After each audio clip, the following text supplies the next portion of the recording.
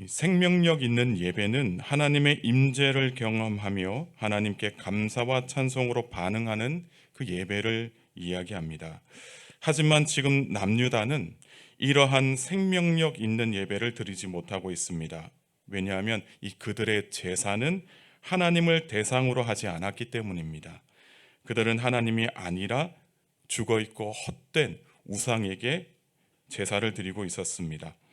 그래서 지금 남유다 백성들의 삶에는 더 이상 생명력 있는 예배가 존재하지 않았습니다. 남유다는 사람의 손으로 만들어진 죽어있는 우상을 숭배했고요. 특별히 이들이 이 우상을 섬기게 된 이유는 더 잘 먹고 더 잘 살아보려는 욕심이 있었기 때문입니다. 지금 가지고 있는 것보다 더 많은 부를 축적하려고 했고, 또 더 많은 이 자손들을 낳으려고 이들이 욕심에 이끌려서 우상을 숭배했던 것입니다. 삶에 대한 만족이 없었고요. 욕심에 이끌려서 하나님이 아닌 우상을 섬겼다라는 것입니다. 이것이 남유다의 가장 큰 죄악이었습니다. 그래서 이 그들의 죄가 지워지지 않을 정도로, 지울 수 없을 정도로 그들의 마음판과 제단불에 새겨질 것이다라고 말씀을 하십니다. 1절의 말씀입니다. 유다의 죄는 금강석 끝 철필로 기록되되 그들의 마음판과 그들의 제단불에 새겨졌거늘. 유다의 죄가 영원히 남아있게 될 것이다라고 말씀을 하십니다. 마치 기록물로 영구히 보관하기 위해서 금강석과 같은 단단한 것에 새겨 넣듯이 유다의 죄가 그들의 마음판과 그들의 제단뿔에 새겨지게 되고 지워지지 않게 될 것이다라고 말씀을 하십니다. 본래 그들의 마음판에는 하나님의 말씀과 계명이 새겨져 있어야 했습니다. 그런데 하나님을 멀리 떠난 그들의 마음판에는 더 이상 이 말씀과 계명이 없었습니다. 하나님의 말씀이 아닌 그들의 죄악이 그들의 마음판에 새겨지게 된다 말씀하고 계십니다. 또한 이 제단뿔이라고 하는 것은 하나님의 임재와 권능을 나타내는 말입니다. 특히나 제단에서는 죄사함의 은혜가 이루어집니다. 그런데 이 악한 마음을 품고 있는 남유다는 이 제단에서 진정한 회개를 하지 않았다라고 말씀을 하십니다. 고의적으로 죄를 범한 후에 회개하면 된다라는 식으로 오히려 악한 일을 부추기는 그런 삶을 살았습니다. 그래서 하나님께서는 이제 제단불은 더 이상 속죄의 장소가 아니라 남유다의 죄가 기록되는 장소다 말씀하고 계십니다. 그리고 그 기록들을 그들의 자손들이 보게 될 것이다라고 말씀을 하십니다. 2절의 말씀입니다. 그들의 자녀가 높은 언덕 위 푸른 나무 곁에 있는 그 제단들과 아세라들을 생각하도다. 여기서 생각하도다라고 하는 이 단어는요, 히브리어로 키즈코르라고 합니다. 이 키즈코르라는 이 히브리어 단어의 의미는 기억하다, 생각하다입니다. 그래서 그들의 자녀들이 온갖 푸른 나무 곁에와 높은 언덕과 들판에서 그리고 산에서 조상들이 쌓은 우상들을 기억하게 될 것이다 말씀하고 계십니다. 그런데 이 자녀들의 기억은 잘못된 것에 대한 깨달음과 뉘우침이 아니었습니다. 자녀들은 과거 조상들이 우상을 섬겼던 일들을 떠올리면서 이것이 전통이다, 이것이 맞구나 하면서 이 조상들의 잘못을 되풀이할 가능성이 있음을 말씀하고 계십니다. 그들은 우상의 제단을 생각하고 아세라들을 생각하면서 한번 섬겨볼까 하는 나쁜 생각을 가지게 된다라는 말씀입니다. 그러니까 나쁜 구습을 따르게 되는 좋지 않은 결말로 이어지게 될 것이다 말씀하십니다. 그럴 때 하나님의 마음은 어떠실까요? 우상들 때문에 윗세대들도 하나님의 심판을 받았었는데 그들의 자녀들도 정신을 차리지 못하고 똑같은 일을 반복하려고 한다. 그럴 때 하나님의 마음은 상하지 않았을까요? 4절의 말씀입니다. 내가 내게 준 내 기업에서 내 손을 뗄 것이며 또 내가 너로 하여금 너의 알지 못하는 땅에서 내 원수를 섬기게 하리니 이는 너희가 내 노를 맹렬하게 하여 영원히 타는 불을 일으켰음이라. 하나님은 반복적으로 죄악을 저지르는 백성들에게 하나님께서 주셨던 기업을 빼앗아 가겠다라고 말씀을 하십니다. 그러니까 은혜의 선물로 주신 기업에서 손을 떼게 하시면서 알지 못하는 땅에서 원수를 섬기게 된다 말씀하고 계십니다. 5절 말씀에 하나님께서는 사람을 믿고 육신의 힘을 삼고 하나님으로부터 마음이 떠난 사람들은 저주를 받게 될 것이다 라고 말씀을 하십니다. 하나님께 저주를 받은 사람들은 좋은 것을 보지 못하게 되고 광야와 같이 황폐하고 사람이 살지 않는 땅에서 살게 될 것이다 말씀을 하십니다. 그러나 하나님을 의지하는 자들은 복을 누리게 된다 또 말씀을 하십니다. 8절의 말씀을 우리가 함께 읽겠습니다. 그는 물가에 심어진 나무가 그 뿌리를 강변에 뻗치고 더위가 올지라도 두려워하지 아니하며 그 잎이 청청하며 가무는 해에도 걱정이 없고 결실이 그치지 아니함 같으리라. 아멘.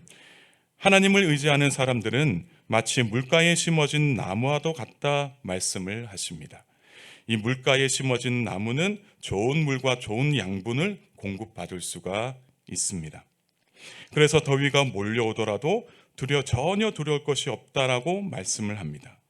왜냐하면 이 더위가 몰려온다 할지라도 하나님이 공급하시는 그 물, 그 양분을 통해서 잎이 더 싱싱하게 푸르게 되고 땅이 가물어도 걱정이 없을 정도로 결실이 그치지 않게 될 것이다 말씀을 하십니다. 한편 9절의 말씀에 남유다의 완악한 마음을 단적으로 표현하고 있습니다. 남유다의 마음은 만물보다 거짓되고 심히 부패하였다라고 말씀을 하십니다. 심각하게 병들어서 이제 더 이상 치유가 불가능하다라고 말씀을 하십니다. 그리고 10절에 하나님은 사람의 마음을 살펴보신다라고 말씀을 하시는데요. 특별히 10절에 심장이라고 하는 이 단어는 마음을 뜻합니다. 그리고 또한 10절에 폐부라고 하는 것은 콩팥을 의미하는 것인데 사람의 가장 깊은 내면을 의미합니다. 다시 말해서 하나님은 사람의 마음을 살펴보신다 라고 말씀하시면서 또한 하나님은 사람의 마음 깊은 것을 시험하신다라고도 말씀을 하십니다. 따라서 하나님은 사람의 마음을 세심하게 살펴보시는 하나님이시고 또 사람의 마음 깊은 것을 시험하여서 그의 행위와 행실대로 보응하시는 하나님이시다라고 말씀을 하십니다. 11절의 말씀에 불의로 치부하는 자를 자고새로 비유하고 있습니다. 이 자고새는요, 메추라기와 비슷해서 가을에 떼를 지어 다니는 그런 새입니다. 주로 사해 부근에 많이 서식하는 새인데 이 자고새는 알을 많이 품는 그런 습성을 가지고 있다라고 합니다. 그래서 이 다른 새의 알을 훔쳐다가 품는 습성도 있다라고 하는데요. 그렇게 품은 알들에서 부화된 새끼들이 다 크게 되면 이 자고새의 품에서 떠나가게 된다라고 합니다. 바로 이러한 점을 가지고 만들어진 격언이 있는데 사람이 불의한 방법으로 재산을 모으면 그렇게 불의로 모은 재산은 순식간에 빠져나가 사라지게 될 것이다 라는 격언이 있습니다. 하나님께서는 이 남유다가 바로 불의로 치부하는 자다라고 말씀을 하십니다. 남유다가 자신들의 재산을 불리기 위하여 우상에게 열심히 절하면서 빌었는데 결국 하나님의 심판으로 말미암아 저들의 재산과 보물들이 다 노략질 당하게 될 것이다 말씀을 하십니다. 바로 하나님의 뜻을 어기며 모아들인 이 분은 순식간에 사라지게 된다라고 말씀을 하시는 것이죠. 또한 12절에서 18절까지의 말씀은 예레미야의 신앙 고백과 간구에 대한 말씀입니다. 먼저 12절에서 예레미야는 하나님은 높고 위대하시며 영화로우신 분이신데 이러한 하나님이 택한 백성들을 위하여 성전에 임하시는 분으로 고백하고 있습니다. 그러나 13절에 이스라엘은 하나님 나라의 백성이라는 자기 정체성을 망각하고 그 위대하신 하나님을 멀리하고 버리는 것으로 스스로 수치와 굴욕을 자초하게 되었다 말씀을 하십니다. 마치 흙에 자기 존재를 기록하는 것과 같아서 시간이 지나면 지워져 버리게 되는 그런 안타까운 현실에 놓이게 되었다 말씀을 하십니다. 끊임없이 은혜가 흘러나오는 그 생수의 근원이신 하나님을 버린 결과다라는 것이죠. 그래서 예레미야는 이러한 사실을 알고서 오직 하나님을 찬양하고 의뢰했습니다. 14절에서 예레미야는 하나님께 찬양을 하고 있습니다. 하나님의 치유하심과 구원하심에 대해서 예레미야는 의심하지 않고 확신하며 찬양을 합니다.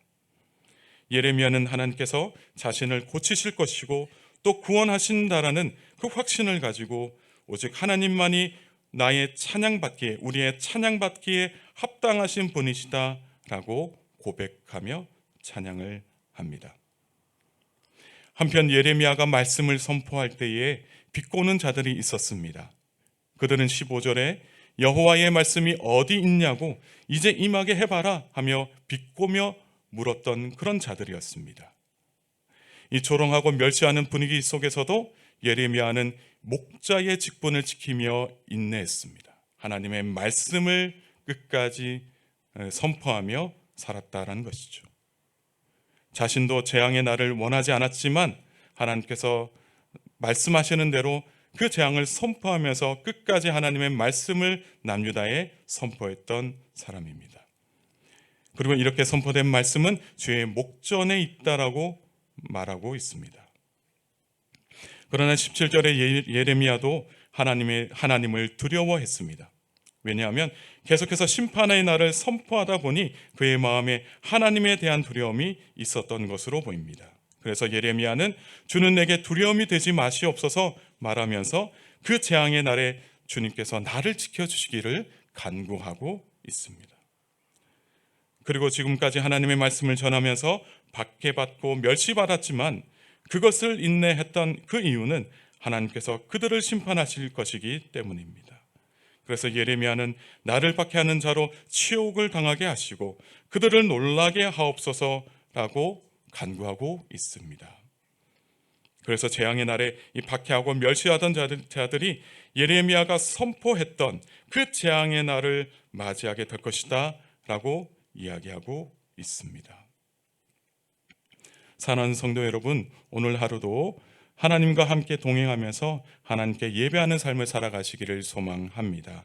예레미야와 같이 오직 하나님만 바라보면서 하나님께서 주시는 은혜와 사랑 가운데 살아가는 복된 그리스도인들 다 되실 수 있기를 주님의 이름으로 축복합니다. 함께 기도하시겠습니다. 사랑과 은총이 풍성하신 하나님 아버지, 오늘도 이 새벽에 하나님께 나와 예배드리게 하시니 감사를 드립니다.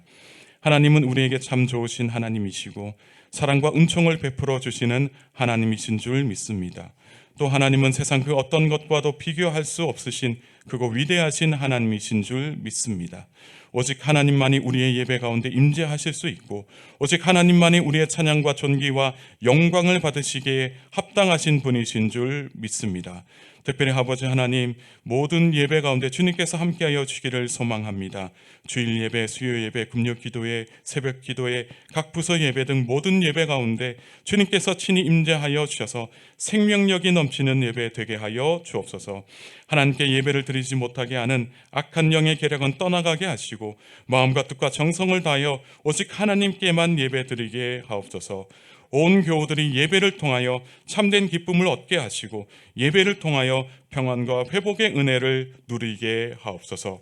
세상에 살면서 하나님이 아닌 것에 우리의 마음이 빼앗기지 않게 하시고 특히 욕심으로 인하여 헛된 우상을 만들어 섬기는 잘못을 저지르지 않도록 우리의 마음을 붙들어 주옵소서. 불의한 방법으로 모아 한순간에 빼앗기는 불의에 치부하는 자들과 같지 않게 하시고 하나님의 뜻 안에서 하나님의 방법으로 살아가는 믿음의 사람들 되게 하옵소서. 주님, 지금 태풍이 북상하고 있습니다. 폭우와 폭염으로 어려움을 당한 지 얼마 되지 않아 더 큰 피해를 당할까 두려워하고 있사오니 이 나라를 지켜 주옵소서. 이 나라와 이 민족을 불쌍히 여겨 주셔서 큰 피해를 당하지 않도록 국민들의 삶 가운데 함께하여 주옵소서.